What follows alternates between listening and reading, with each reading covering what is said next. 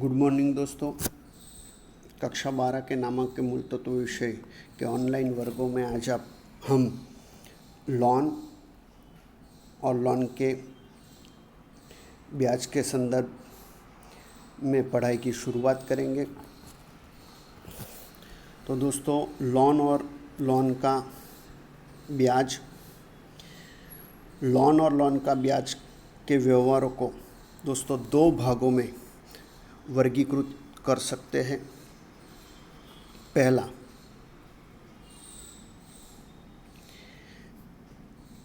ली गई लोन और चुकाया या चुकाने योग्य ब्याज, और दूसरा दी गई लोन और प्राप्त या प्राप्त योग्य ब्याज। दोस्तों, धंधा चलाने के लिए मालिक की पूंजी के अलावा अतिरिक्त रकम की भी ज़रूरत कभी पड़ सकती है। मानी मालिक अपनी धंधे के लिए जो भी पूंजी लगाए, उसके बाद भी कई बार धंधे में अतिरिक्त रकम की आवश्यकता हो, तो उस स्थिति में व्यापारी बैंक, सराफी संस्था, अन्य व्यक्ति से अथवा वित्तीय संस्था से रकम उधार लेता है। तो दोस्तों, इस प्रकार उधार ली गई रकम अर्थात ली गई लोन कहलाएगी, जो धंधे का दायित्व बनेगा। दोस्तों, कई बार ऐसा भी संभव है कि धंधे में अधिक या ज़्यादा रकम हो, तो उसमें से कर्मचारी या अन्य व्यक्ति को रकम उधार दी जाती है, और जो रकम उधार दी जाती है दोस्तों, उसे दी गई लोन कहते हैं। दोनों प्रकार में लोन खाते व्यक्तिगत खाते हैं, क्योंकि लोन लेने से और देने से देवा लेना का संबंध उपस्थित हो रहा है, जो व्यक्ति संदर्भ में होगा, इसलिए वो व्यक्ति खाते हैं। इसलिए यहाँ व्यक्ति खाता का नियम लागू होगा। मानी लोन ली जाए तो व्यक्ति लोन देने वाला होगा, इसलिए लोन का खाता जमा होगा ली लोन का, और दी गई हो तो दी गई लोन का खाता उधार किया जाएगा। निर्धारित दर से निश्चित रकम के निश्चित समय के अंत में लोन पर दोस्तों ब्याज गिना जाता है। ली गई लोन पर ब्याज धंधा का खर्च है। दोस्तों, लोन ली जाए तो ब्याज हमें चुकाना होगा, इसलिए वो धंधे का खर्च है। तो ली लोन का ब्याज खर्च होने के कारण ब्याज खाता उधार होगा, जबकि दी गई लोन पर ब्याज मिलता है, इसलिए मिलता ब्याज उपज होने से ब्याज खाता जमा किया जाता है। ली गई लोन धंधा का दायित्व है, इसलिए उसका खाता जमा होगा। माने ली गई लोन दायित्व है, इसलिए ली गई लोन का खाता जमा होगा, और दी गई लोन धंधे का लेना है, इसलिए दी गई लोन का खाता दोस्तों उधार होगा। माने लोन और उसके ब्याज के संदर्भ में अगर लोन ली गई है दोस्तों, तो दायित्व के तौर पर ली गई लोन का खाता जमा होगा, और ली गई लोन का ब्याज धंधे का खर्च है, इसलिए दी गई लोन के ब्याज का खाता उधार किया जाएगा। उसी तरह दी गई लोन हो तो लेना है, इसलिए दी गई लोन का खाता उधार होगा, और दी गई लोन पर ब्याज प्राप्त होता है, इसलिए उपज के तौर पर उसका खाता माने प्राप्त ब्याज का खाता जमा किया जाएगा। दोस्तों, निम्नलिखित उदाहरण से लोन और उसका ब्याज के व्यवहारों का स्पष्टीकरण देखेंगे। माने प्राप्त लोन माने ली गई लोन और दी गई लोन के संदर्भ में उदाहरण नंबर 7 हम दोस्तों देखेंगे। उदाहरण नंबर 7, निम्नलिखित व्यवहारों को श्री प्रणाम की बही में रोज नामचा लिखो। माने प्रणाम के व्यवहार दिए गए हैं। सन 2015 के लिए हमें व्यवहार दिए गए हैं। दोस्तों, पहला व्यवहार जनवरी की पहली तारीख का है। हमारा शीर्षक बनेगा प्रणाम का रोज नामचा। खाने होंगे तारीख, विवरण, खाता बही पृष्ठ नंबर, उधार रकम और जमा रकम। सन 2015 जनवरी 1। दोस्तों, व्यवहार देखें तो पवन के पास से 15,000 की लोन 14% की ब्याज दर से धंधा में ली। दोस्तों, पवन के पास से 15,000 की लोन ली गई है,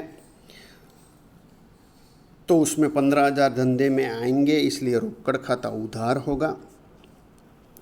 और लोन देने वाला पवन है, जिसके प्रति दायित्व बनेगा, इसलिए पवन की लोन का खाता जमा किया जाएगा। तो रोज नामचा होगी रोकड़ खाता उधार 15,000, वो 14% की पवन की लोन खाते का 15,000। विवरण लिखा जाएगा 14% की ब्याज दर से 15,000 की लोन लेकर धंधा में लाए।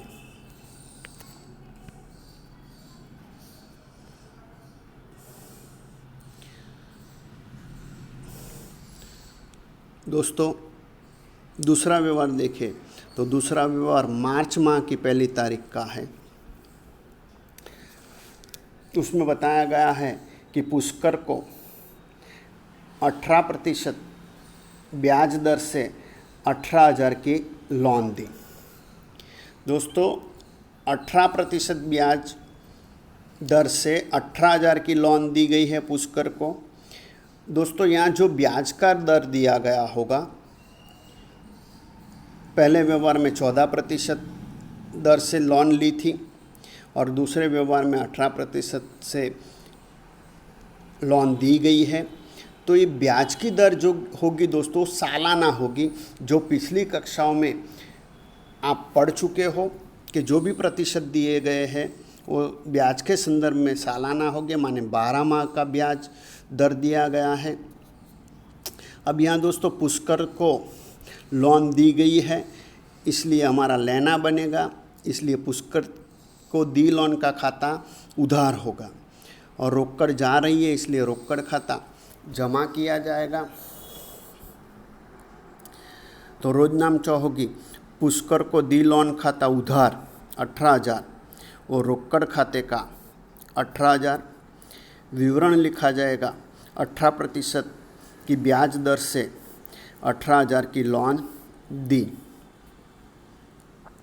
दोस्तों, आगे का व्यवहार जून माह की 30 तारीख का है। व्यवहार बताया गया है कि पवन को 6 मास का लोन ब्याज 6 मास का लोन ब्याज चुकाया। तो दोस्तों, पवन के पास से 15,000 की लोन ली गई थी, जो 14% की दर थी। माने 1 साल का ब्याज 100 रुपये की लोन हो तो 14 रुपये देना होगा। तो हमने जो लोन ली है वो 15,000 की है, तो 15,000 का 6 माह का ब्याज गिनना होगा। तो 15,000 का 14% की दर से 6 माह का ब्याज गिने तो 1,050 ब्याज चुकाया जाता है।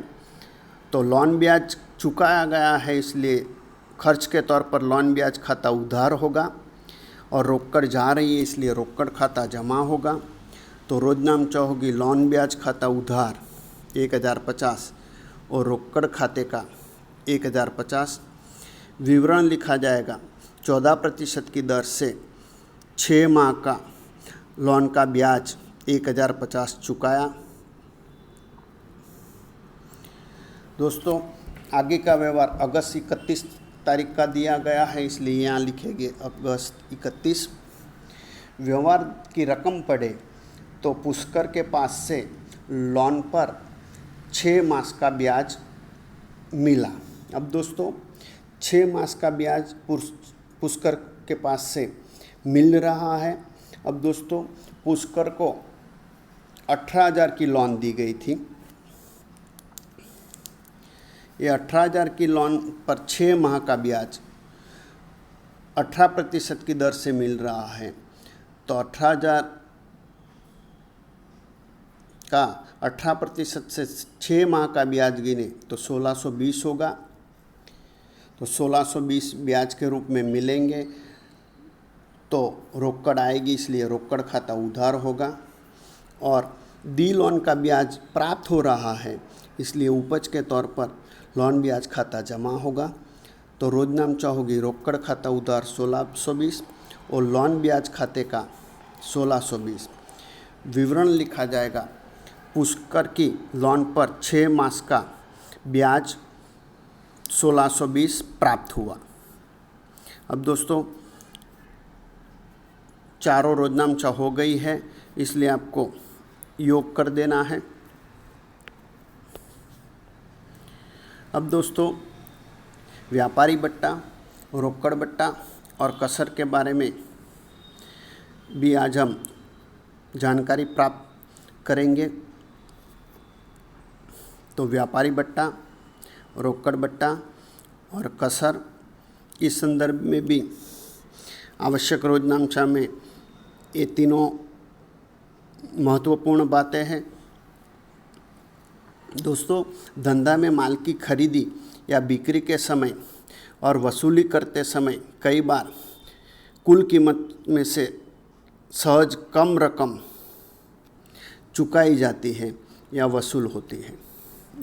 माने कुछ रकम कम चुकाई जाए या कम वसूल की जाए, तो यह कम चुकाई या वसूल की गई रकम को बट्टा या कसर कहा जाता है।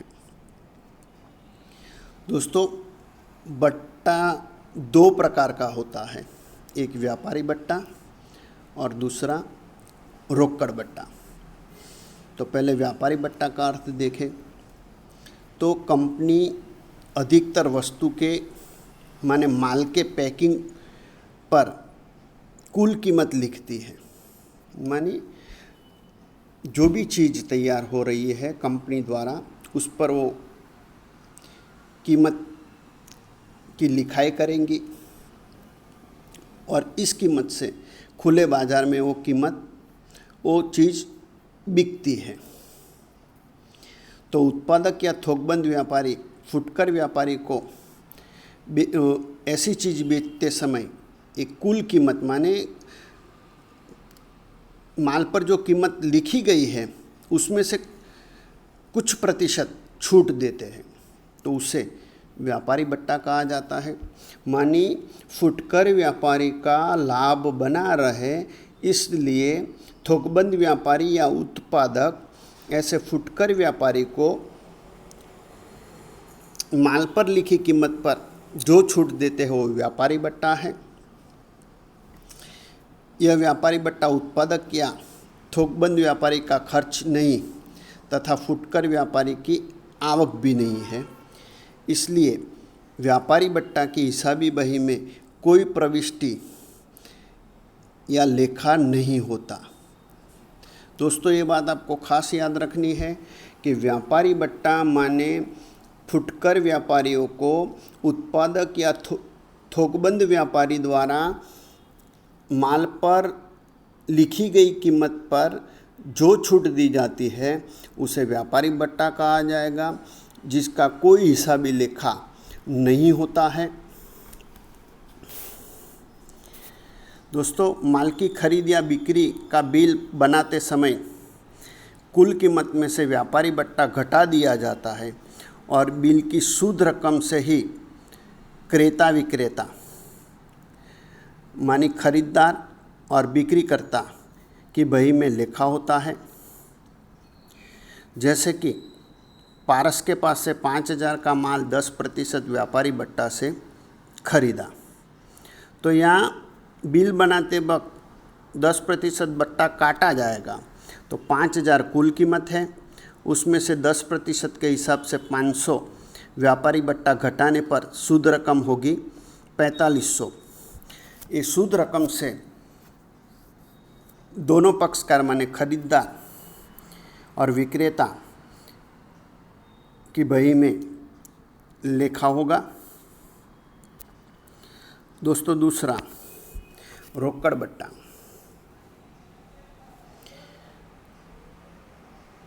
व्यापारी स्पर्धात्मक बिक्री बढ़ाने के लिए दोस्तों माल का उधार या साख पर विक्रय करता है और ग्राहक माल की रकम साख की मुदत पूर्ण होने पर चुका देता है। माने विक्रय करते वक्त निश्चित अवधि के लिए साख दी गई होगी, तो उस अवधि माने मुदत ख़त्म हो तो ग्राहक बिल की रकम चुकाएगा। परिणाम स्वरूप धंधा में रोकड़ की कभी कमी महसूस होती है। माने उधारी में विक्रय करने से जब तक रकम न मिले तब तक रोकड़ की कमी हो सकती है। तो इस स्थिति में उधार विक्रय की रकम क्रेता माने खरीदने वाला जल्दी से चुकाए, उसके लिए उसको अमुक प्रतिशत की दर से प्रोत्साहन के रूप में मुआवजा या छूट दी जाती है। माने विक्रयकर्ता को जल्दी से रकम प्राप्त हो जाए, इसलिए वो ऐसी छूट देते हैं। इस छूट को रोकड़ बट्टा कहते हैं। इस प्रकार रोकड़ बट्टा ग्राहक को नियत समय में या उससे पहले रकम चुकाने के लिए एक प्रकार का प्रलोभन है। रोकड़ बट्टा देने वाले व्यापारी के लिए खर्च है, इसलिए बट्टा देने वाले के लिए खर्च के तौर पर बट्टा खाता उधार होगा और रोकड़ बट्टा का लाभ लेने वाले व्यापारी या ग्राहक के लिए यह उपज है, इसलिए उसकी बही में माने बट्टा प्राप्त करने वाली बही में बट्टा खाता जमा किया जाएगा। दोस्तों रोकड़ बट्टा यह उपज या खर्च होने से व्यापारी और ग्राहक दोनों की बही में लेखा होगा। माने कि दोस्तों व्यापारी बट्टा है तो उसका कोई लेखा नहीं होता है, जबकि रोकड़ बट्टा है तो उसका लेखा बही में करना होगा। दोस्तों यहाँ एक बात याद रखनी है कि अगर नियत मुद्दत में रकम नहीं चुकाई जाए तो रोकड़ बट्टे का लाभ नहीं दिया जाता है।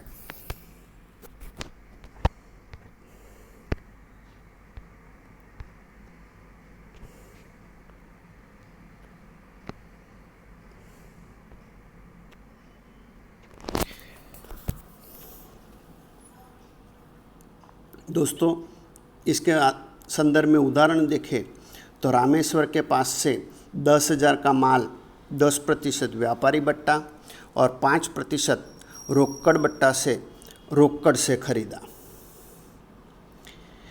यह कुल कीमत यहाँ दोस्तों 10,000 है, उसमें से 10% व्यापारी बट्टा 1,000 घटाए तो 9,000 खरीदी का लेखा होगा। ये 9,000 जो खरीदी है माने शुद्ध कीमत है, उसमें से 5% रोकड़ बट्टा गिने तो 9,000 का 5% दोस्तों 450 होगा, तो 8,550 शुद्ध रकम चुकाई जाएगी। दोस्तों यहाँ 450 जो रोकड़ बट्टा है उसका लेखा किया जाएगा। अब दोस्तों व्यापारी बट्टा और रोकड़ बट्टा का अंतर भी देख लें और प्रश्न के संदर्भ में भी पूछा जा सकता है। दोस्तों व्यापारी बट्टा और रोकड़ बट्टा, पहला तो कि व्यापारी बट्टा की गणना कुल कीमत माने कैटलॉग या छपी कीमत पर होगी, जबकि रोकड़ बट्टे की गणना दोस्तों कुल कीमत में से व्यापारी बट्टा घटाने के बाद जो कीमत सूद आएगी उस पर की जाती है। दूसरा देखें तो व्यापारी बट्टा जो है दोस्तों उसका कोई हिसाबी लेखा बही में नहीं किया जाता है, जबकि रोकड़ बट्टा का हिसाबी लेखा बही में किया जाता है। तीसरा दोस्तों फुटकर व्यापारी माल कुल कीमत पर बेचे, माने छपी हुई कीमत पर बेचे और योग्य खर्च एवं निश्चित नफ़ा प्राप्त कर सके, इसलिए व्यापारी बट्टा दिया जाता है। जबकि उधार बिक्री की रकम ग्राहक नियत मुद्दत या उससे पहले चुकाए उस हेतु रोकड़ बट्टा दिया जाता है। चौथा, माल का बिल बनाते समय ही व्यापारी बट्टा घटा दिया जाता है, जबकि रोकड़ बट्टा जो है वो बिल बनाते समय नहीं घटाया जाता है। पांचवा, व्यापारी बट्टा की शर्त में कभी कभी ग्राहक बड़ी मात्रा में खरीदी करने के लिए प्रेरित होता है या ललचाएगा, जबकि रोकड़ बट्टा की शर्त से ग्राहक नियत मुद्दत में या उससे पहले रकम चुकाने के लिए प्रेरित होगा, माने उसको वहाँ लाभ मिलने वाला है। दोस्तों कसर, तो कई बार क्या होता है कि व्यापारी अपना लेना या देना जो है उसके निपटारे के समय हिसाब चुकता करता है, तब कुछ रकम कम लेकर या देकर हिसाब का निपटारा करता है। तो हिसाब के निपटारे के वक्त दोस्तों जो रकम कम ली या कम दी जाए उसे कसर या छूट के रूप में पहचानते हैं। दोस्तों दी कसर या दी छूट धंधे का खर्च है, इसलिए कसर दी जाए या छूट दी जाए तब बट्टा या कसर का खाता उधार होता है। उसी तरह अगर कसर प्राप्त हो या छूट प्राप्त हो तो उपज के तौर पर कसर या बट्टे का खाता जमा किया जाता है। इस प्रकार कसर का लेखा भी रोकड़ बट्टा की तरह ही किया जाता है। मानी कसर भी एक प्रकार का बट्टा ही है दोस्तों, लेकिन जो हिसाबी निपटारा है उसमें मामूली रकम जो कम ली जाए या दी जाए उसे कसर के रूप में पहचानते हैं। कसर या छूट को रीति रिवाज या व्यापार की रीति अनुसार निश्चित दर से निर्धारित नहीं होती है। ये लेन देन का निपटारा करने वाले की सोच पर निर्भर है दोस्तों, इसके लिए कोई रीत नहीं है या कोई धंधे का नियम नहीं है। चुकाने योग्य या वसूल पात्र रकम में से थोड़ी रकम घटाकर रकम चुकाई जाती है, जैसे कि वरुण को 515 चुकाने के बाकी पेटे चुकता हिसाब में 500 नगद दिए। अब दोस्तों यहाँ वरुण को 515 देने थे लेकिन 500 ही चुकाए गए, तो जो 15 रुपये कम चुकाए गए उसे कसर या छूट गिनी जाएगी और उसका हिसाब भी लेखा होगा। दोस्तों ये रोकड़ बट्टा, व्यापारी बट्टा और कसर के संदर्भ में जो रोजनामचा होगी उसका उदाहरण आगे के वीडियो में हम देखेंगे।